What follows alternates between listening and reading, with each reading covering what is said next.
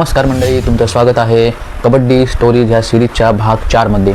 आपण आज ऐतिहासिक संघाबद्दल बोलणार आहोत। तर तो संघ इतर लोकांच्या मनाशी जोडला गेलेला संघ आहे। त्या या अशा संघाबद्दल आपण आज आपल्या व्हिडिओमध्ये बोलणार आहोत। प्रो कबड्डीच्या सीझन 10 मध्ये एक इतिहास रचला गेला आणि तो इतिहास रचला तो पुणेरी पलटण या संघाने। आपण आज ह्याच ऐतिहासिक संघाबद्दल बोलणार आहोत ज्याचं नाव आहे पुणेरी पलटण। हरियाणाच्या ताकदवान स्टीलर्स संघाला मात देत पुणेरी पलटण हा सीझन 10 मध्ये त्याने पहिलं आपलं प्रो कबड्डी चॅम्पियनशिपचं टायटल आपल्या नावावर केलं। हा क्षण फक्त संघासाठी नव्हे तर पूर्ण पुण्यासाठी आणि महाराष्ट्रासाठी अभिमानास्पद ठरला। सीझन 10 मध्ये काही खेळाडूंनी आपली चांगली छाप सोडली।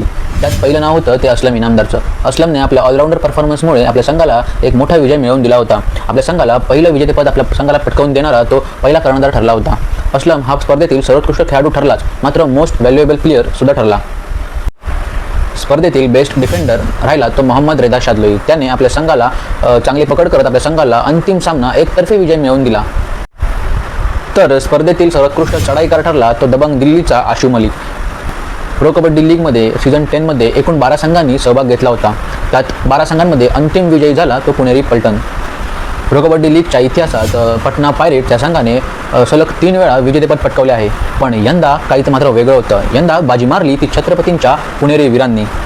जर तुम्हाला ही व्हिडिओ आवडली असेल तर आपल्या व्हिडिओला लाईक करा, कमेंट करा आणि जास्तीत जास्त लोकांपर्यंत शेअर करा आणि सबस्क्राईब करायला विसरू नका। पुन्हा भेटूया एका नवीन कबड्डी अपडेटसह। तोपर्यंत जय महाराष्ट्र। ही माहिती इंटरनेटवरील विकिपीडिया ह्या वेबसाईटवरून मिळवलेली माहिती आहे।